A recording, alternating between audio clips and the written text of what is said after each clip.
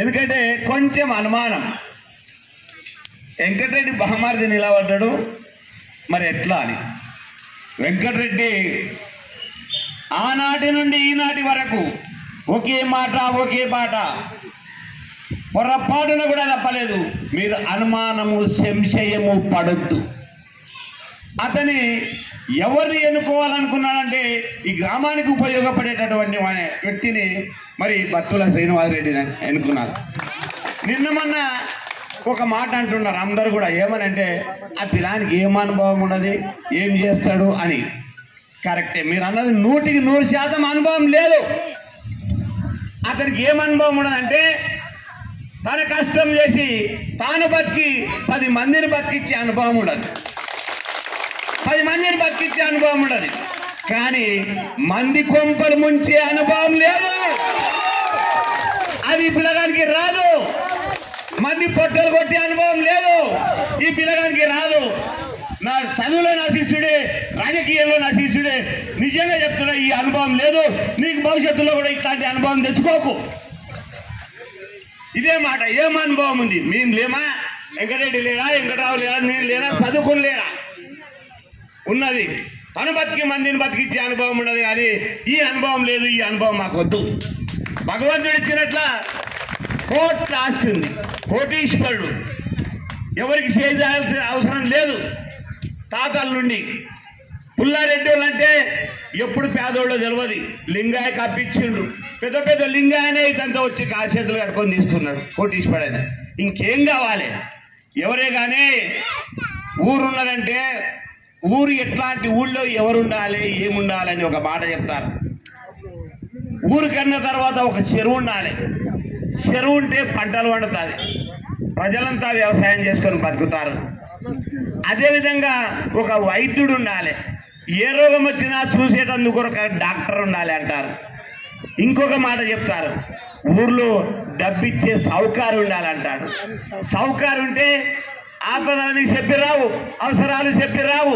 ఏ రాత్రికి ఆపద వస్తుందో, ఏ పగల ఆపద వస్తుందో, భూమి కొంటాడో, బోరింగ్ చేస్తాడో, ఏమైనా చేస్తాడు. సౌకర్యం మన దగ్గర ఉంటే మనం ధైర్యంగా ఉంటాం. ఈ 3 ఉన్నటువంటిది. చెరువు ఉంది, మరి నేను డాక్టర్గా ఉన్నా, మరి అప్పిచ్చే సౌకర్యంగా ఉన్నాడు. ఇంకేం కావాలి మనకి? అందరూ కూడా ఒక్కసారి గుర్తుపెట్టుకోండి. ఇది మీ కొరకు చెప్పడం లేదు, మీకు అన్నటువంటి వాళ్లకు జవాబు చెప్పమని చెప్తున్నాను. మీకు చాలా మంది అంటుంటారు, జవాబు చెప్పండి. మరి మహిళామణులు చాలా మంది ఉన్నారు. మీరు 10 సంవత్సరాల నుండి మహిళా సంఘాలలో ఉన్నటువంటి ప్రతి వాళ్ళకి తెలుసు. అప్పుడు వడ్డీ లేని రుణాలు అన్నారు. గతంలో మీరు వడ్డీ కట్టిండ్రు, మహిళా సంఘాల రుణాలకు వడ్డీ కట్టిండ్రు. ఇప్పుడు ఇచ్చే రుణాలకు వడ్డీ కడుతున్నారా? వడ్డీ లేదు. ఇక మనకి చీరల సంగతి తెలుసు. అప్పటి చీరలు సేనుకాడ కట్టడానికి వస్తున్నాయి, ఇప్పటి చీరలు పేరంటానికి ఎక్కడైనా పోయేటందుకు కూడా ఒక పనికొచ్చే చీరలు ఉన్నాయి. ఇక మిత్రుడు చెప్పినట్టుగా బస్సు, మహిళా సంఘాలకు బస్సులు ఇస్తున్నాడు. బస్సు అంటే మీకు అర్థమైందో లేదు, నాకు అర్థం కాలేదు. ఆ బస్సు ద్వారా వచ్చే ఆదాయము మొత్తం కూడా మహిళా సంఘాలకే. బస్సుని ఆర్టీసీ వాళ్ళకి మీరు కిరాయికి ఇస్తారు, ఆ కిరాయి అంతా కూడా మహిళా సంఘాలకే. నారాయణపేట దగ్గర ఒక పెట్రోల్ పంప్ కూడా మహిళా సంఘాలకే ఉన్నది.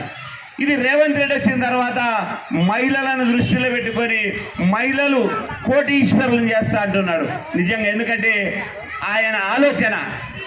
రేవంత్ రెడ్డిని ఒకసారి గుర్తు చేసుకొని చాలా మంది అంటారు, మీకు తెలుసో లేదో, రేవంత్ రెడ్డి అప్పుడు చిన్నారెడ్డి ఎమ్మెల్యే ఉన్నప్పుడు తన వృత్తి పెయింటర్, గోడల మీద రాసిండు ఏమని, చిన్నారెడ్డికే మన ఓటు అని రాసిన రేవంత్ రెడ్డి అతని ఎంత ఆలోచన, ఎంత జ్ఞానం ఉంటే ఈరోజు ముఖ్యమంత్రి అయింది. ఒక్కసారి ఆలోచన చేయండి.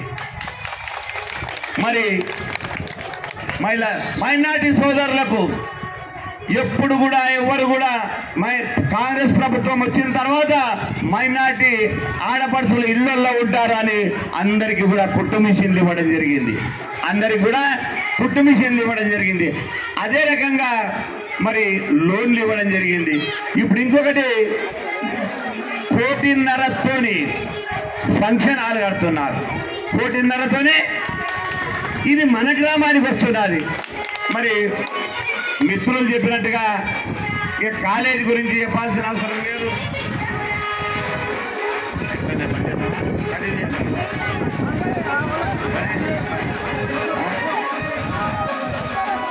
అదేవిధంగా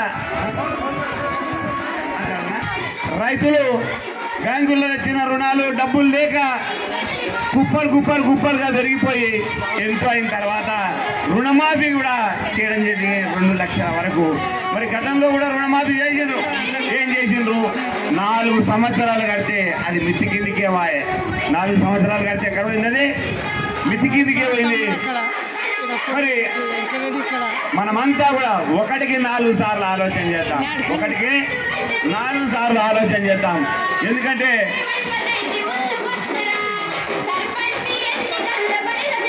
మరి ఈరోజు చివరిది. ఎందుకంటే బల ప్రదర్శన అంటారు దీన్ని. ఏమంటారు?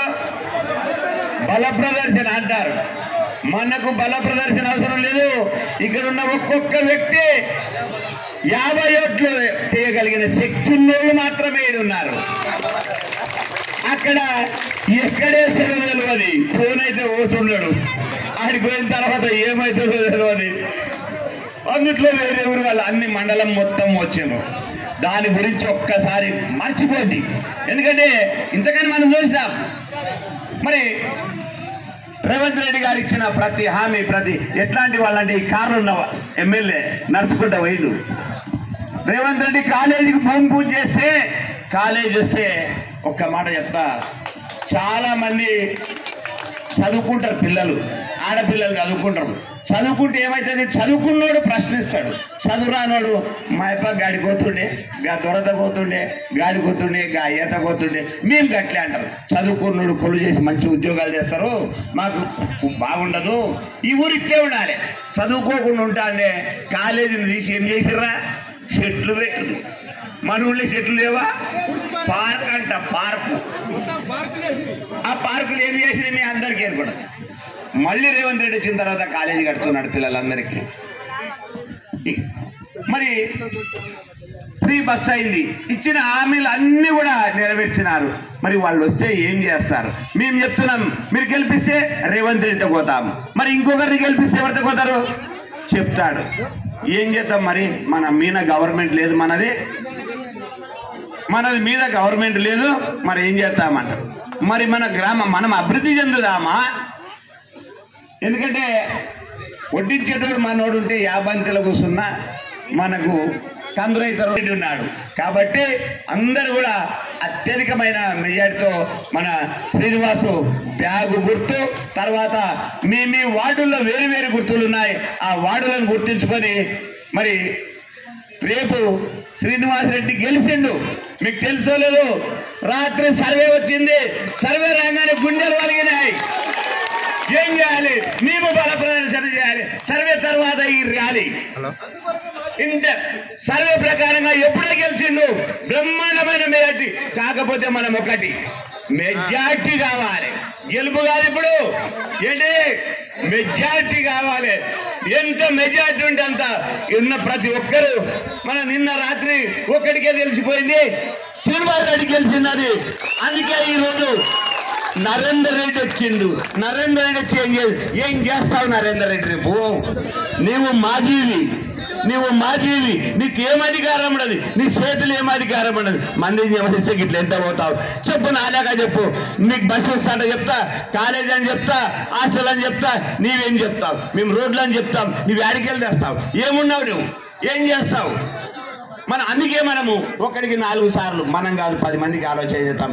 ఈ గ్రామము, ఈ మండలము అభివృద్ధి కావాలంటే మన బత్తుల శ్రీనివాసరెడ్డికే ఓటు వేసి అఖండమైన మెజారిటీ. ఎవరు ఊహించరాదు.